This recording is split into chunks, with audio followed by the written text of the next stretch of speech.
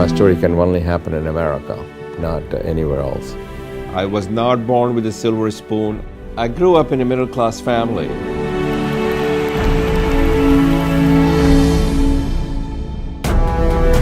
I always had the desire and the drive and the discipline to willing to take a risk in becoming an entrepreneur and surround myself with the smartest people I can find who share my vision and values.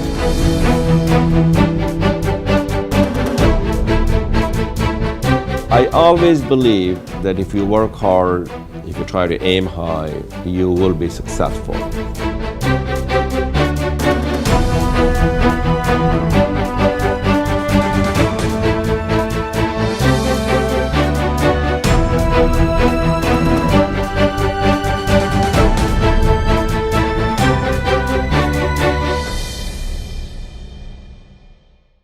You know, there are a lot of people that they climb up the ladder of success and they don't want to look back down. They pull the ladder up behind them.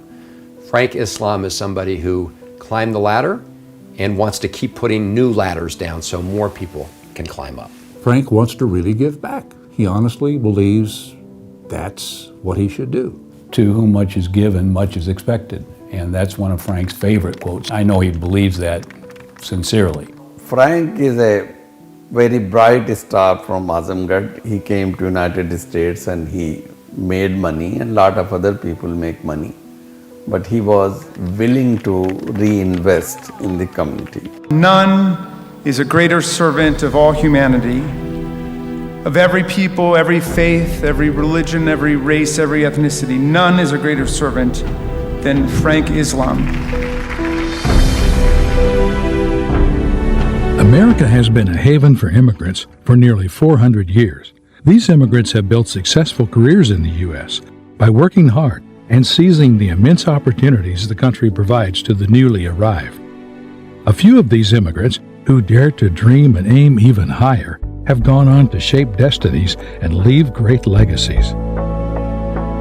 Frank Islam's is one such story. From the dusty roads of Azamgarh to a wealthy neighborhood in Potomac, Maryland, Islam's journey is one that inspires people. Islam's journey has three distinct phases: the developing phase, the doing phase, and the giving back phase. His journey began in Azamgarh. Frank Islam was born in Kirigani, a remote village in the Azamgarh region in the state of Uttar Pradesh.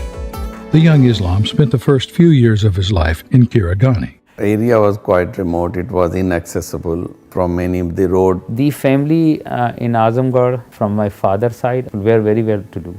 Father didn't get that education. He was only up to high school. Somehow or the other he dropped out. Islam attended a village school. There was no table and chair, so you sit on the floor and one teacher teaches everything. After he completed elementary school, Islam's family moved to the ancient town of Varanasi. That enabled him to enroll in a good school. Then tragedy befell the family when Islam's father was struck by lightning.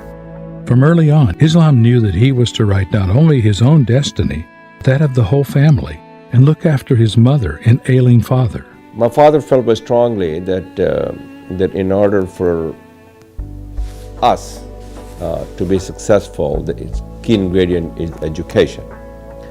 He believed that education is the gift that keeps on giving. Education will be the powerful equalizer to get people like my family out of the poverty. After high school, Islam moved to Aligarh Muslim University, one of the oldest educational institutions in modern India. This was a pivot point in his life. Aligarh played a great role in shaping the person Islam was to become. When he went from Banaras to Aligarh, he was always driven that he's going to Aligarh. They say, there is a saying that, you know, people come to Aligarh and they leave Aligarh, but Aligarh never leaves them. Aligarh provided me with an excellent education. It put the basic building blocks in place for success on their journey. More importantly, it instilled the core values that I've adhered to throughout my adult life. While at Aligarh, in 1969, Islam met a visiting University of Colorado mathematician, Wolfgang Thron, who invited him to apply at his university. He did and was accepted. But the family was too poor to buy him an airplane ticket, so they were forced to sell a large piece of their property. Islam's departure for the United States was bittersweet. My mother, with her faint smile, wiped the tears from my father's eye and said to my father, "He will have a more opportunity than we ever have in our life." Islam arrived in Boulder in 1969. Campus was a brave new world. Boulder is breathtaking. It's out in the foothills of the Rocky Mountain. There were very few students from India and South Asia enrolled there at the time. Boulder in those days was very welcoming. In the late 60s and 70s was very welcoming for foreign students, and foreign students were kind of liked by the general population. Most of the environments were academic environments. At the University of Colorado, I didn't feel foreigner. I always felt that I belonged there. He was a hard-working, hard student, So I think his main, what I can recall, is his main focus was on studies, number one. After earning his bachelor's and master's in computer science from University of Colorado, Islam moved north to Canada. I went to Canada from Colorado to do my PhD at McMaster University in Ontario, which is located in Canada. Soon he would leave the university for a job at an information technology firm. It was there that he met his future wife, Debbie Dreisman. When we met, we were both just relatively low-level programmers, and he was easy to talk to. For a while, a group of us would get together and chat when we didn't have anything pressing to do, and after a while, he and I seemed to be the last ones talking. We both have had a passion of computer science, and she has taught me a lot of things. She taught me about the assembly programming. She knew more about programming than I did. In 1977, the couple moved from Canada to Pittsburgh, where both found jobs. They would then get married. In 1982, Islam and Dreisman moved to the Washington, D.C. area to work for Computer Science Corporation, a large government contractor. Islam moved to Raytheon, another major government contractor, in 1988. It is at this job as a program manager that Islam began nurturing the dream of owning a business. That opportunity came in 1994 when a minority-owned business, QSS, was on sale. Islam bought the firm for $40,000. Having completed the developing phase of Islam's journey, he was prepared to start the next phase of the journey, the doing phase.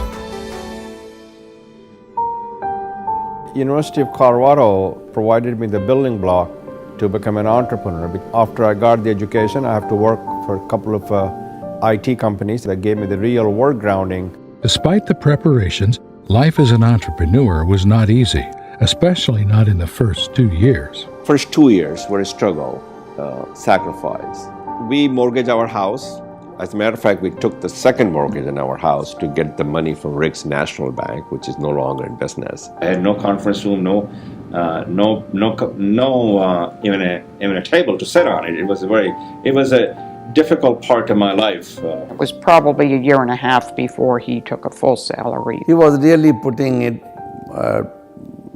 on the average maybe 14 to 16 hours a day. Every ounce of energy he had to put into invest in his business. But I always believed that if I continue on this path of working hard and surround myself with the good people, I always believed that they will all work out. We got our first contract, we got second contract, and then we built the company.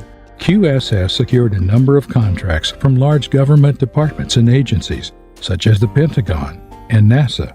In 1994, I did about $200,000 for the first year. In 1995, I did about $2 million. In 1996, I believe, I remember correctly, that I did 27. And the year 2002, we surpassed about $175 million in terms of the revenue. And I worked very, very hard to make sure that I can meet the payroll, making sure I can pay the employees, make sure the business prospers and grows. I was surrounded by a very talented team of management who share my vision and my values. He was passionate about what they were doing.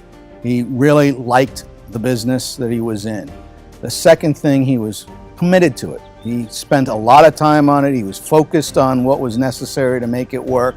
and he worked hard at achieving it.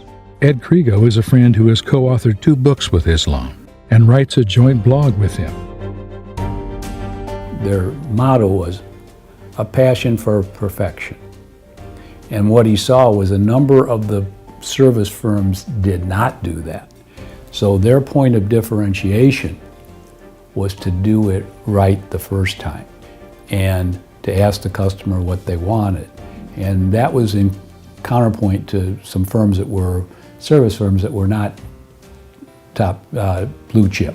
Frank was good at paying attention to what's going on, staying involved and knowing what was going on, but listening to the people he had brought in around him, considering what they had to say, and in the situations where he thought they were right or thought they were going in the right direction, he'd encourage them to continue doing that. Frank says this with his management team at the QSS Group, was that it was not me, it was we. By 2005, QSS was in excellent financial shape with revenue of more than $300 million.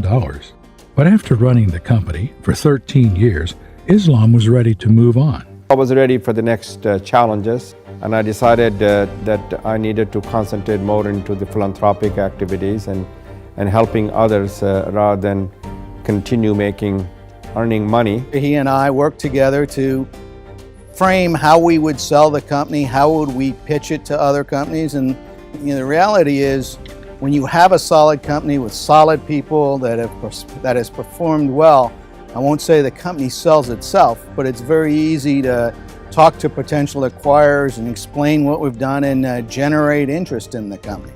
In 2006, the group was sold to Perot Systems, the business headed by billionaire Ross Perot, who had mounted a spirited third-party presidential run in 1992. He gave me the offer that I couldn't refuse. One of the first things Islam did was distributing a good chunk of the money to the men and women who helped him make the company hugely successful. Roughly $40 million was given to nearly 5 executives. Even after these disbursements, Islam was left with significant wealth. That investment of $45,000 that I have to mortgage my house, it returned exponentially. The return on the investment was. I tell you what, there are a lot of people who work very hard and aim high, and they still cannot achieve the success. So I'm blessed, I'm uniquely blessed that the God has been good to all of us, to my family and to me. The sale of QSS marked the end of the doing phase in Islam's journey and signaled the beginning of the giving back phase. He and Dreisman set up a foundation to channel their philanthropic work. He also started to play an active role in the civic and political life of the community and the country. By selling the company, it gave us the financial independence. The idea is really to share, to give back to our country and the community that has been good to us. And also, the most important thing that I wanted to do is civic engagement and political engagement. Remember this, we can all enjoy Florida, Bahamas, and Bermudas if we have the money and the wealth. But what good money and wealth is when you have not invested in others. The idea was always that if we do well, others should do well. And if you come into a lot of money, prominence, that you should spend that money and prominence in helping others. You have to give back. Rich to me means making a meaningful and positive impact, influence on people's life and made a difference. Over the past decade, Islam and Dreisman have given to various causes in the United States and India through the Frank Islam and Debbie Dreisman Foundation. The primary areas of focus for the foundation include education, art and culture, and peace and conflict resolution. One of the recipients of Islam and Dreisman's largesse are the U.S. Institute of Peace, to which they gave approximately $1 million. Frank and Debbie have been members of our International Advisory Council for more than 7 years. They've been wonderful supporters, dedicated and enthusiastic. Among the other beneficiaries are the John F. Kennedy Center for Performing Arts, Brookings Institution, Montgomery College, and Marymount University. The couple's philanthropic efforts have not been limited to the United States. In 2016, they gave $2 million for the construction of the Frank and Debbie Islam Management Complex at Aligarh Muslim University, Islam's alma mater.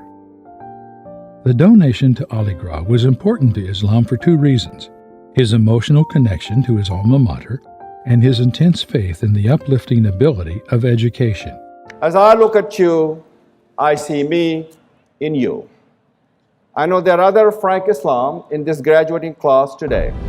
In order for us to create the next generation, they must get good education, and so that they can go out and help and support others, and that will make my investment sustainable. My entire family went to Aligarh Muslim University.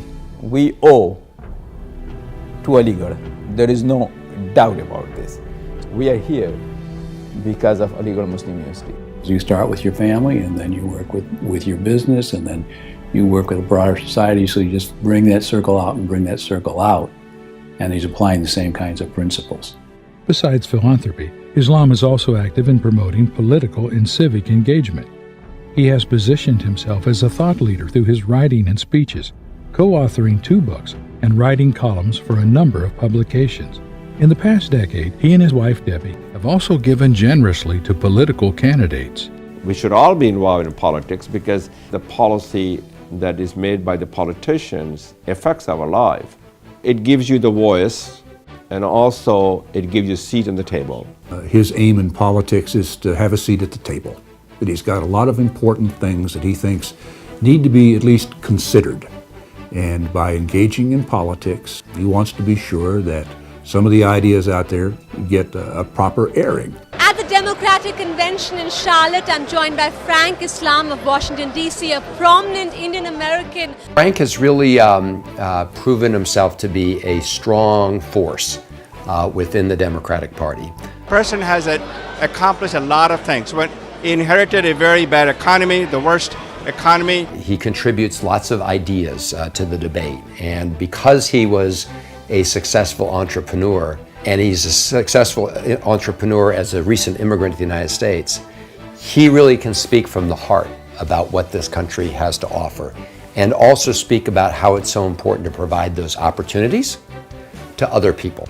All of us have done very well, and all of us should invest in others by giving them letters of opportunity to succeed. Even though he is a Democrat, Islam has also supported candidates on the Republican side as well. Frank Islam is somebody who understands that we're all stronger when we find ways to work together. We may have differences of opinion on one issue or another, but we need to look for common ground and practical solutions. Islam and Dreisman's civic engagement includes serving on the boards of several prominent educational and cultural institutions. 2 of the topics close to Islam's heart are bringing the United States and India closer, and his commitment to Muslim issues. I am an American and I love my country, but I also love India. And America is an adopted country, and India is the country where I was born. In January 2015, when President Obama visited India as a guest of honor at India's Republic Day celebration, Islam was part of the U.S. business delegation that accompanied the president. It's important for 2 countries to have a bilateral relationship, especially that the values that India has and America has, which is the democracy, diversity, equal opportunity that binds the 2 countries together. He wants Muslim youth to have that higher education because then they can make a journey similar to the kind of journey he's made, and they can make kind of investments that he makes. I think that he sees a particular role for himself to better explain the religion, provide that contact with very key leaders so that they would be in a better position to talk about his vision about this country and about the religion that he is so proud of and how that connects to much of what he's doing in his community. It's been several years since Islam sold QSS and began his philanthropic efforts. But his life is still a work in progress, a journey in which there will be more milestones. As a lifelong learner and a constant advocate for making a difference, he doesn't know all of the next steps or causes with which he will be involved. He does know that the journey will always be from Azamgarh to Aligarh to America and back again. It will always entail going back and giving back to his native land to make more dreams come true there.